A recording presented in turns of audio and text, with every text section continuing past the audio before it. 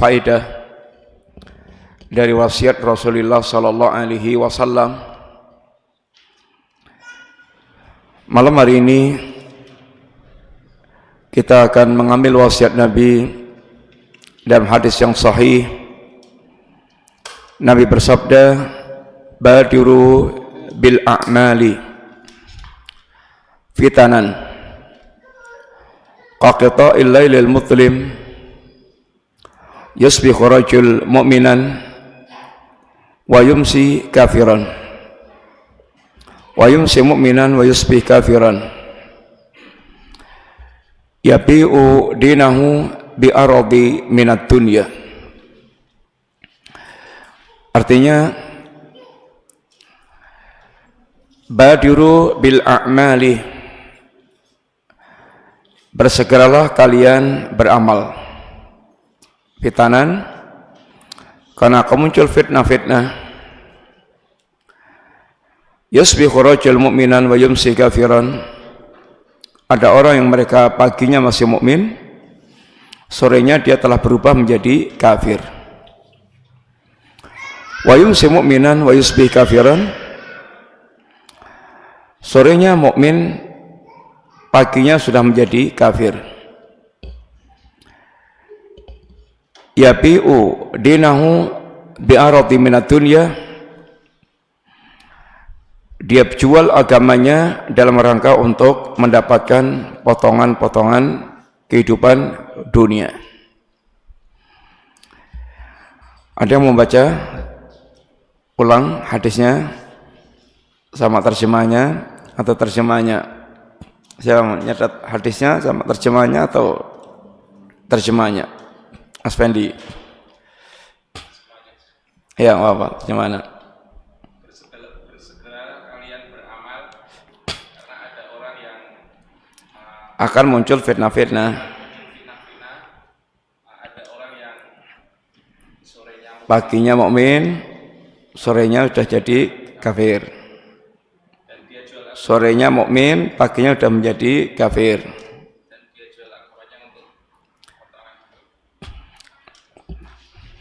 Pak Ridi, catatannya gimana? Siapa yang nyatet? Ada yang nyatet Arabnya enggak? Wasiat Nabi ini isinya ada beberapa poin. Yang pertama, perintah Nabi untuk kita segera beramal. Yang kedua, peringatan akan munculnya fitnah-fitnah.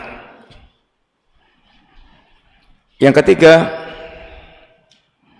gambaran tentang dahsyatnya ini fitnah yang terjadi. Yang keempat, peringatan tentang fitnah dunia. Mari kita ambil faedahnya satu demi satu. Yang pertama adalah wasiat Nabi, badiru bil a'mali, segeralah kalian beramal. Bapak sekalian, agama kita mengajarkan kita dalam prinsip beramal itu,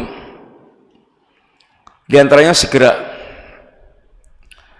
Wasari'u ila maghfiratin min rabbikum wa jannatin arduha samawati wal ard. Bersegeralah kalian dalam menggapai ampunan Allah dan meraih surga yang luasnya seluas langit dan bumi. Ketika Allah mensifati hamba-hamba Allah yang saleh, bahkan para nabi, kanu yusari'una fil khairat, mereka adalah orang-orang yang sangat bersegera dalam kebaikan-kebaikan. Dan bukan hanya bersegera, bahkan mereka beramal, yaitu mentalnya adalah mental pelomba. Sehingga mental pelomba itu dia targetnya menjadi sang juara. Fabidzalika falyatanafasil mutanafisun. Hendaklah orang dalam rangka untuk meraih kesuksesan akhirat mereka tanafus, ini berlomba-lomba.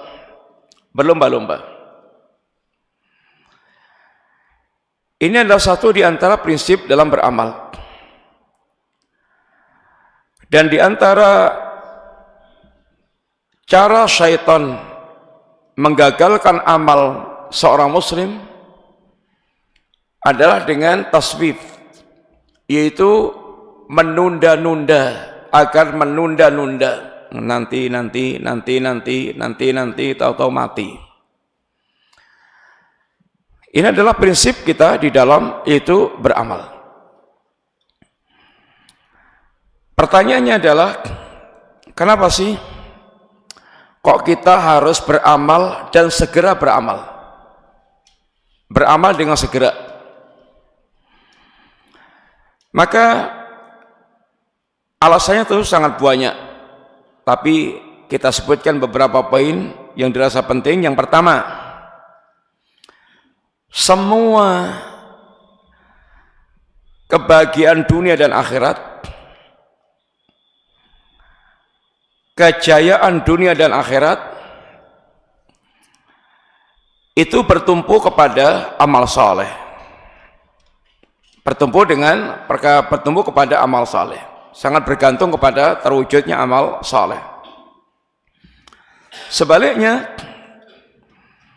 segala kesengsaraan di dunia dan di akhirat sumbernya adalah ditinggalkannya amal saleh. Perhatikan beberapa ayat Allah di antaranya yang mengingatkan tentang hal ini. Semua kebahagiaan dunia dan akhirat sumbernya adalah yakni amal saleh. Man amila salihan min dzakarin aw untha wa huwa mu'min falanuhyiyannahu hayatan thayyibatan wa lanajziyanahum ajrahum makanu ya'malun ahsanu makanu ya'malun. Barang siapa dia beramal saleh, baik laki-laki maupun perempuan, sedangkan dia mukmin, Allah benar-benar Allah akan hidupkan dia dengan kehidupan yang baik, dan akan kami balas wala najziyanahum ajrahum biasani makanu ya'malun, dan akan kami balas pahala mereka dengan pahala yang lebih baik. Dalam ayat ini Allah Subhanahu wa taala menegaskan man amila salihan min dzakarin aw untha, barang siapa dia beramal saleh laki-laki maupun perempuan sedangkan dia mukmin. Pertama, amal saleh itu adalah amal yang memenuhi dua kriteria. Amal itu dilakukan dengan ikhlas. Yang kedua, amal itu sesuai dengan tuntunan syariat ajaran agama. Amal tidak dikatakan saleh kecuali dengan dua dasar ini. Kalau amal itu dia sudah sesuai dengan tuntunan agama tetapi tidak ikhlas, ya tidak saleh, tidak baik. Buktinya Nabi katakan ada orang mereka berjihad sampai mati, belajar agama sampai mahir, sampai alim, sampai mengajar, berinfak di mana-mana, tetapi mereka ini dia lakukan ini yang berjihad agar dikatakan jariun sang pemberani. Yang belajar agama tekun sampai mahir, sampai mengajar agar dikatakan ini qari alim qari, ustadz, kiai, syekh, guru yang pandai atau yang hafal Quran. Ini luar biasa. Tapi mereka hanya pengen dapat gelar itu aja. Yang dia cari adalah digelari ustadz, digelari orang yang alim, al-hafidh, dan orang yang mereka berderma agar tidak gelari sang dermawan, jawadun. Harusnya amal ini kalau dilakukan dengan ikhlas itu dia akan mendapatkan surga yang sangat tinggi. Tetapi amal ini dilakukan hanya karena pengen pamer, dapat gelar, dapat julukan, jangan dapat komentar, maka mereka diperintahkan Allah untuk dilemparkan ke dalam jahanam. Menunjukkan amal ini buruk.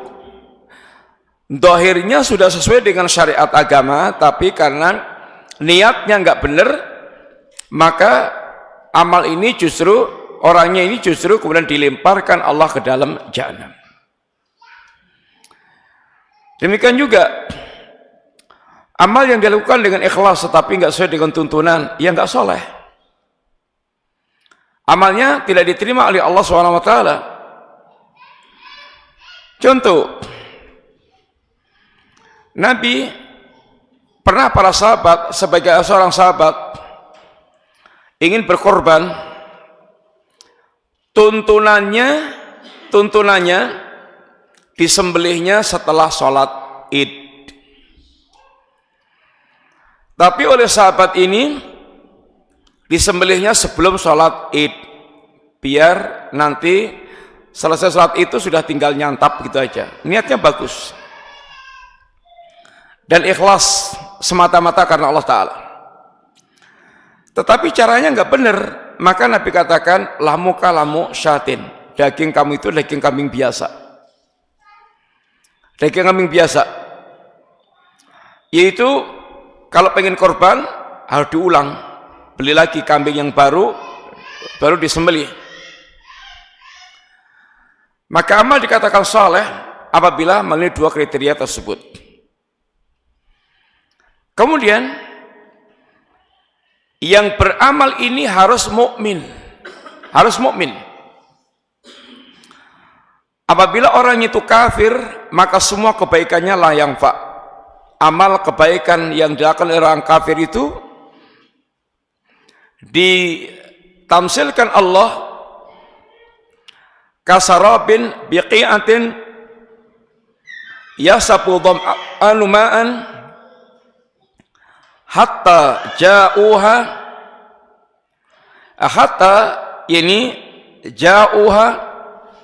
lam yajidhu syai'an. Amal orang-orang kafir itu seperti fata morgana, yang bagi orang kehausan itu nampak seperti air yang menjanjikan. Begitu dia sehingga ketika dia datangi lam yajidhu syai'an, dia tidak mendapatkan apapun. Muspro, amalnya muspro, dia sangka kebaikannya bermanfaat, ternyata enggak dapat apa-apa. Yang kedua tamsilnya adalah habaan manthura, kayak debu yang berterbangan. Wa qadimna ila ma'amilu min amalin faja'alnahu haba'an manthura. Amalnya orang-orang kafir ini kami hadapi semuanya, tetapi Allah jadikan amal mereka seperti debu yang berterbangan, enggak ada yang bisa dimanfaatkan. Maka Abu Thalib walaupun punya kebaikan yang banyak, tidak bermanfaat. Ibnu Jud'an yang super dermawan karena kafir tidak bermanfaat. Maka harus mukmin. Barang siapa beramal saleh sedangkan dia mukmin, baik laki-laki maupun perempuan, maka satu, di dunia Allah akan memberikan kelapangan dada, akan memberikan kebahagiaan. Falanuhyiyannahu hayatan thayyibatan, kami akan hidupkan dia dengan kehidupan yang baik. Al hayatu thayyibah, maksudnya para ulama menjelaskan ini al hayatus sa'adah, kehidupan yang baik, maksudnya kehidupan yang bahagia. Bukan yaitu mesti kaya, enggak harus kaya, tapi Allah berikan kehidupan yang bahagia. Hidup yang bahagia itu seperti apa? Kebahagiaan itu kayak apa sih? Itmi'nanul qalbi wang sirahu sadri. Yang namanya hakikat kebahagiaan adalah hatinya tenang, dadanya lapang. Hatinya tenang, dadanya lapang. Ini adalah dasar kebahagiaan. Orang kalau nggak punya ini nggak bahagia, yakin. Walaupun duitnya sampai triliunan sekalipun, tapi kalau hatinya gelisah, hatinya nggak tenang, kemudian dadanya sempit, maka tidak akan bahagia. Dan kenyataan hidup menjadi bagian catatan-catatan yang semakin menambah bukti bahwa kebahagiaan itu yaitu nggak bisa sekedar dicukupi dengan harta. Memang harta faktor yang kita butuhkan, dan bayangannya itu akan memberikan kebahagiaan, tapi semu, karena itu bukan faktor dalam, hanya faktor penyempurna, penambah. Berapa banyak orang mereka hartanya berlimpah ruah dan tidak bahagia. Demikian juga sebagian orang membayangkan kebahagiaan itu dengan jabatan, kedudukan. Tapi berapa banyak orang yang mereka sudah pegang kedudukan, jabatan, stres, pusing, pening tiap hari, yaitu nggak bisa tenang. Kebahagiaan itu letaknya di sini. Dan kebahagiaan itu berkaitan dengan sejauh mana dia settle-nya hubungannya dengan Allah Ta'ala. Kalau dengan Allah settle baik, dia akan bahagia, pasti. Dia dadanya akan longgar. Dadanya akan longgar. Bagaimana mukmin itu nggak bahagia? Kalau dapat nikmat bersyukur. Kalau dia kena musibah bersabar. Maka itu semuanya akan mewariskan ketenangan jiwa, ketenangan hati, kelapangan dada. Dan kalau dia membangun muamalah dengan manusia, gampang memaafkan, itu akan sangat membuat dada itu lapang. Kemudian sebaliknya, orang yang mereka meninggalkan amal saleh, maka dia akan menghadapi kehidupan yang sempit. Wa man a'rada an dzikri fa inna lahu ma'isyatan dhanka. Barang siapa yang berpaling dari petunjukku, maka dia akan mendapatkan kehidupan yang sempit. Kehidupan yang sempit itu bukan yaitu mesti menjadi kere, hartanya ludes habis, sempit nggak bisa beli apa-apa. Tapi kesempitan hidup itu yang paling pokok adalah hatinya sempit, hatinya tidak lapang, hatinya tidak tenang. Maisa tambongka, sumpek. Hidupnya itu sumpek. Sumpek, tahu sumpek nggak? Ya sumpek, nyesek, nyesek. Kalau sudah dadanya itu nyesek, mbok ya dunia itu berlimpah ruah itu menjadi membuat dia tidak bahagia. Dan ini porosnya adalah berpaling dari petunjuk Allah Ta'ala, berpaling dari yakni amal saleh. Sehingga nggak ada ceritanya orang yang maksiat itu mewariskan kebahagiaan, nggak ada. Walaupun dia berpuas-puas dengan maksiatnya, nggak ada ceritanya. Umpamanya pencuri sukses, maling sukses, hasil malingnya sampai 10 miliar. Ada enggak maling bahagia? Enggak ada. Koruptor walaupun dia itu bisa ngorupsi uang sampai triliunan, enggak ada ceritanya koruptor itu bahagia, enggak ada. Enggak ada. Enggak ada ahli maksiat yang kemudian berbahagia, enggak ada. Karena kebahagiaan itu berkaitan dengan sejauh mana hatinya itu nyambungnya dengan Allah Subhanahu wa taala. Kalau ketaatan itu akan mewariskan ketenangan. Mewariskan ketenangan hidup. Maksiat, penyimpangan mewariskan kegelisahan. Demikian juga kejayaan hidup itu dibangun dengan amal saleh. Apa kata Allah? Wa'adallahu alladhina amanu minkum wa 'amilus shalihat la yastakhlifannahum fil ardi kama stakhlafa alladziina min qablihim wa la yumakkinanna lahum dinahum alladzi tadallahum wa la yubaddilannahum min ba'di khaufihim amna ya'budunani la yusyrikuna bi syai'an. Allah berjanji kepada orang-orang mukmin yang beramal saleh. Allah berjanji kepada orang-orang mukmin yang beramal saleh. Apa janji Allah? Satu, Allah akan berikan kekhilafan sebagaimana Allah berikan kekhilafan kepada orang sebelum mereka. Dua, Allah akan jadikan agamanya itu kokoh, wibawa. Tiga, Allah akan menggantikan rasa takut dengan rasa aman. Syaratnya apa? Mukmin beramal saleh, hanya mentauhidkan Allah dalam ibadahnya, tidak musyrik. Ya'budunani la yusyrikuna bi syai'an. Sehingga amal soleh ini akan mengantarkan umat Islam jaya. Jangan mimpi akan menjadi jaya kaum muslimin tanpa dia membangun amal soleh, iman dan amal solehnya. Sebaliknya, ditinggalkannya amal saleh akan membawa mereka kepada jurang kehinaan. Idza tabayatum bil 'ainah wa akhadtum atnabal baqar wa raditum bisar'i wa taraktumul jihad sallatallahu alaikum dhullan la yansimuhu hatta tarji'u ila dinikum. Kalau kalian sudah mulai berjual beli dengan sistem inah ribawi, jual beli model maksiat, yaitu model ribawi, inah.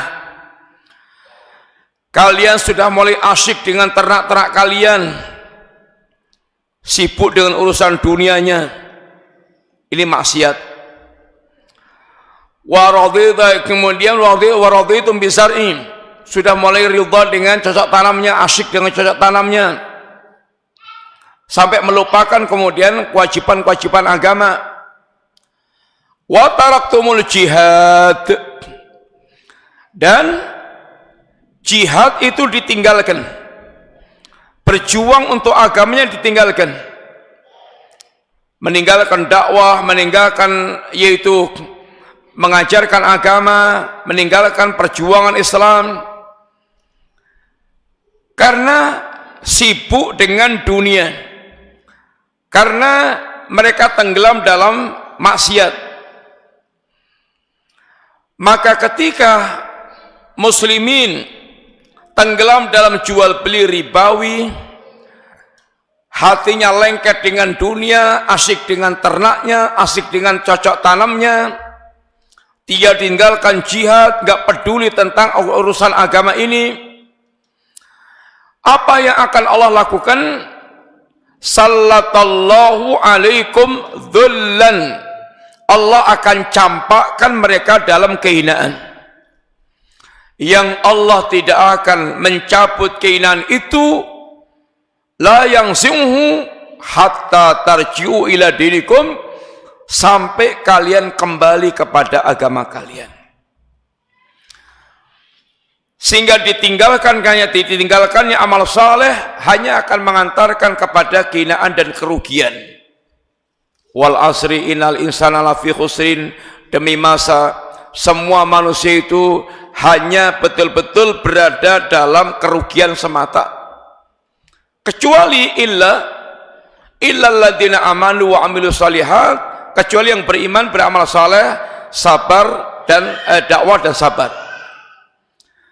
Amal saleh akan mengeluarkan dari kerugian seseorang. Ini yang pertama. Bahwasanya kenapa kita harus segera beramal? Karena amal saleh itulah yang akan mengantarkan kepada hakikat kebahagiaan hidup, kejayaan hidup dunia maupun di akhirat kelak. Yang kedua, kenapa kita beramal saleh? Ya karena dunia ini adalah darul amal. Tempatnya kita beramal, bekerja, hasilnya nanti kelak saat kita menghadap Allah Subhanahu wa taala, Allah akan berikan secara sempurna. Di dunia belum kita dapatkan balasan yang sempurna. Ali bin Abi Thalib beliau memiliki ungkapan, irtahalatid dunya mudbiratan wartahalatil akhirah muqbilatan wa kullu minhuma banun kunu min abna'il akhirah wa la takunu min abna'id dunya fa innal yawma amalun wa la hisabun wa ghadan hisabun wa la amalun wa inna akhwafa ma akhafu alaikum tulul amal wattiba'ul hawa fa amma tulul amal fayunsil akhirah wattiba'ul hawa fayasuddu anil haq. Kata Ali, dunia ini berjalan meninggalkan kita. Antum mau kejar dunia kayak apapun, hasilnya jangan ngapunten jadi tuwek, ngos-ngosan, kesel, langsung kemudian nyemplung ke kuburan. Dunia ini dadah, goodbye. Dunia meninggalkan kita. Terus yang kita kumpulkan tentang dunia yang tidak kita amalkan di jalan Allah tinggal melangkrak di dunia menjadi rebutan ahli waris, menjadi miliknya ahli waris. Dunia berjalan meninggalkan kita. Yang mau ditinggal itu kita kejar serius. Totalitas kita untuk dunia. Kalau udah untuk dunia, waktu ditotalitaskan, pikiran ditotalitaskan, kemudian nyempat-nyempatkan. Tapi untuk urusan akhirat yang pasti akan kita hadapi, sak sempati, nek turah waktu, nek turah tenaga, sak sempati. Sehingga hanya tinggal sisa-sisa. Sudah capek, seharian kerja habis. Ada pengajian, datanglah, langsung ngimpi ngorok. Sudah tinggal sisa, ya katut-katut, nah, mlebu surga barang lumayan katut-katut. Sehingga akhiratnya tinggal sisa-sisa. Wartahlatil akhirah muqbilatan. Akhirat itu datang berjalan menyambut kita. Kita mau serius kayak apapun untuk dunia, ujung-ujungnya kita ditinggal dunia. Karena kita masuk kubur, dunia bablas terus. Tinggal hadiri pertanggungjawaban. Sebaliknya, akhirat, kita mau lari kayak apapun, mesti ketemu akhirat. Karena pintunya adalah kematian. Dan kita semuanya pasti akan mati. Lalu masuk ke kampung akhirat. Untuk akhirat yang pasti kita temui dan kehidupannya abadal abad, kita ya sak gelemi. Kullu minhuma banun, kata Ali. Dunia dan akhirat itu punya anak-anak yang berbakti pada dunia, berbakti pada akhirat, masing-masing ada semuanya. Kunu min abnail akhirah wala takunu min abnaid dunya. Jadilah Anda anak-anak akhirat, jangan jadi anak-anak dunia. Anak-anak dunia itu artinya ya berbaktinya, khidmatnya, totalitasnya untuk dunia. Anak-anak akhirat memang masih di dunia, kakinya masih menginjak tanah dunia, jasadnya masih gentayangan di dunia, tapi angan-angannya kampung akhirat. Sekarang ini kata Ali, fal yauma amalun wala hisabun. Hari ini adalah hari kita beramal, adanya beramal dan belum waktunya untuk kita istirahat sampai nanti kita mati. Wa'bud rabbaka hatta ya'tiyakal yakin. Sembahlah Rabbmu sampai kamu mati. Sekarang ada darul amal dan darul ibtila, tempatnya diuji. Belum ada pembalasan yang sempurna. Pembalasan sempurna hanya didapatkan di akhirat kelak. Innama tuwaffawna ujurakum yaumal qiyamah. Sesungguhnya sempurnanya pahala kalian hanya kelak di hari kiamat. Sesungguhnya sempurnanya pahala kalian hanya kelak di hari kiamat. Di dunia ini yang ada adalah kita beramal dan diuji. Beramal dan beruji. Kadang-kadang jadi orang mukmin, soleh, bertakwa, Masya Allah, diuji melarat. Usahanya bangkrut, kena penyakit, sehingga kayak sengsara. Tapi itu ujian Allah Ta'ala. Dan Allah itu, kata Nabi, tanda Allah mencintai hamba, ketika Allah mencintai hamba, justru Allah akan menguji hamba itu. Idza aradallahu bi abda ini, idza ahabballahu abdah ibtalahu. Kalau Allah mencintai hambanya, Allah justru akan menguji hamba itu. Kadang seorang mukmin itu hidupnya kayak yaitu bolak-balik kena musibah, bolak-balik kena musibah. Idza aradallahu bi abdihil khaira ajjalalahu uqubah fid dunya. Kalau Allah mengendaki kebaikan bagi hamba, justru hukumannya itu akan disegerakan di dunia, sehingga nanti di akhirat sudah bersih. Dan kalau Allah mengendaki keburukan bagi hamba, idza arallahu bi abdi syarra amsaka, Allah akan tahan untuk menimpakan hukuman sampai nanti disempurnakan hukumannya di akhirat. Hati-hati, maksiat lancar-lancar aja, nggak kena dampak apa-apa, rezekinya juga terus menggelitir. Kemudian intinya kayak nggak ada yang terganggu sama sekali. Itu istidrat namanya. Hati-hati, nanti balasan sempurnanya akan disempurnakan kalau di akhirat. Di dunia kayak aman-aman saja, nanti kengerian akan didapatkan di akhirat kelak. Dunia adalah darul amal, maka kita adanya beramal. Kenapa kita ini terus beramal, dan enggak punten boten kenal pensiun. Boten kenal pensiun. Aku wis tuwa le, ora sinau meneh. Boten. Bahkan semakin tua harus semakin dia semangat bergairah untuk belajar, karena kehidupan kita akan dinilai oleh Allah di ujungnya, di penutupannya. Innamal a'malu bil khawatim. Amal kita ini dinilai oleh Allah di penutupannya. Dan penutupan yang baik itu alamat dia sebelumnya berbuat baik. Karena al-awakhir mirasu sawabik. Akhir itu, kenyataan akhir itu hasil dari hal-hal yang mendahulunya.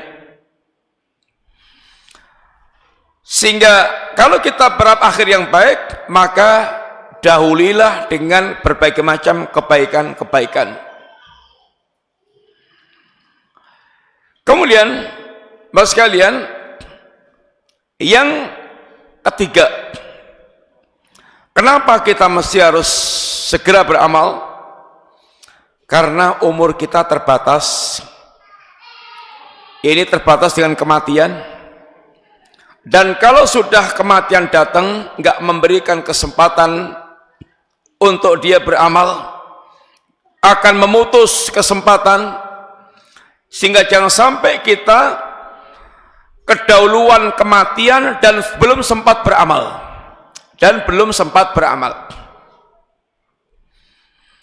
Jangan sampai kemudian manusia dia nyesalnya ketika sudah datang kematian dan nggak berguna penyesalan itu.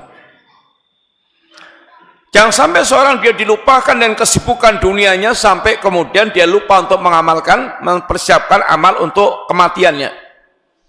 Ya ayyuhalladzina amanu la tulhikum amwalukum wala aulatukum an dzikrillah. Wahai orang yang beriman, jangan sampai harta dan anak-anak kalian membuat kalian lupa mengingat Allah Ta'ala. Bukan nggak boleh punya harta, bukan nggak boleh punya anak, bahkan boleh punya harta yang banyak juga boleh.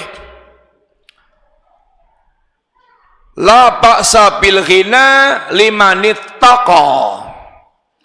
Tidak mengapa jadi kaya, yang penting bertakwa. Karena kalau jadi kaya nggak bertakwa, hanya kayak jadi kayak Qarun. Kalau menjadi pejabat nggak bertakwa, hanya kayak jadi kayak Fir'aun. Yang penting takwa. Nggak apa-apa kaya. Mau punya anak banyak nggak apa-apa. Nggak apa-apa juga. Karena Nabi akan berlomba-lomba, akan berbangga dengan banyaknya anak, banyaknya umat di hari kiamat kelak. Tasawadul walud wa tasawadul wadud al walud.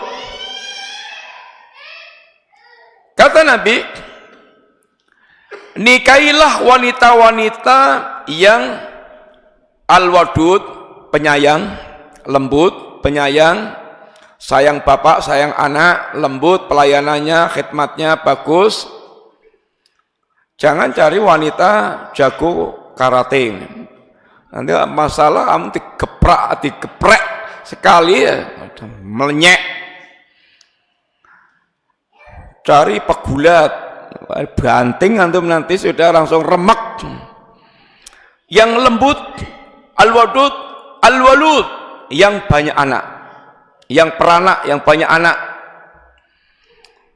sehingga punya anak 30, punya anak 50 kalau bisa. Fa inni mukatsirum bikumul umam, karena aku akan berbangga-banggaan di hari kiamat kelak dengan umat. Tentu anak banyak itu maksudnya juga berkualitas. Bapak sekalian,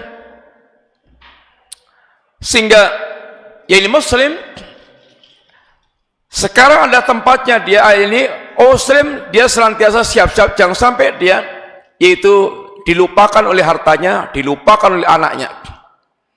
Harta dan anak ini bisa berubah menjadi fitnah. Innama amwalukum wa aulatukum fitnah. Ketahuilah harta dan anak-anak itu bisa menjadi fitnah. Wallahu inda ajrun azim, sedangkan di sisi Allah pahala yang sangat besar. Artinya jangan sampai harta Anda melupakan Allah, anak Anda melupakan Allah. Berapa banyak orang gara-gara ngurusi harta dia lupa Allah Ta'ala, lupa Allah, lupa sholat jamaah, lupa ke majelis taklim, lupa baca Quran, lupa berzikir. Tapi kalau untuk urusan harta itu, ora kenal esok wengi, ora kenal esok wengi, rina wengi, esok sore, awan bengi, semuanya kalau untuk harta oke, siap, all out. Itu kalau untuk harta. Tapi kalau untuk panggilan Allah, panggilan agama, ya sengkongko nek sempat, engkongko nek sempat. Ini kenyataan yang ada pada kebanyakan, yaitu kita. Bapak sekalian, inilah 3 poin penting yang perlu kita ingat malam hari ini. Ini kenapa Nabi berwasiat, yaitu badiru bil a'mal. Pertanyaan pertama, enggak ada hadiahnya, tapi nanti Pak Takmir akan menyiapkan hadiah biar tanya-tanyanya semangat, ada hadiahnya. Pertanyaan pertama, kenapa atau jelaskan di antara prinsip dalam beramal. Jelaskan di antara prinsip dalam beramal. Tadi udah kita jelaskan, tinggal antum ulangi lagi. Apa? Silakan menjawab, gratisan tapi. Ya. Gimana? Terus? Ya, nggak salah. Apalagi, ikhwan, terangkan di antara prinsip kita dalam beramal. Tadi, beramal itu diantaranya supaya kita bersegera, bahkan hendaknya bermental pelomba. Pertanyaan kedua, tadi telah kita jelaskan pula, baru aja insyaallah, alasan kenapa Nabi mewasiatkan kita untuk segera beramal. Silakan. Apa alasan Nabi mewasiatkan kita untuk segera beramal? Silakan yang mau jawab. Nggih. Pertama, umur kita terbatas. Kedua,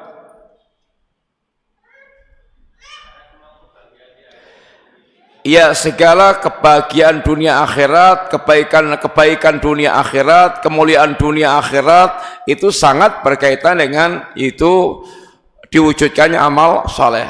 Apalagi?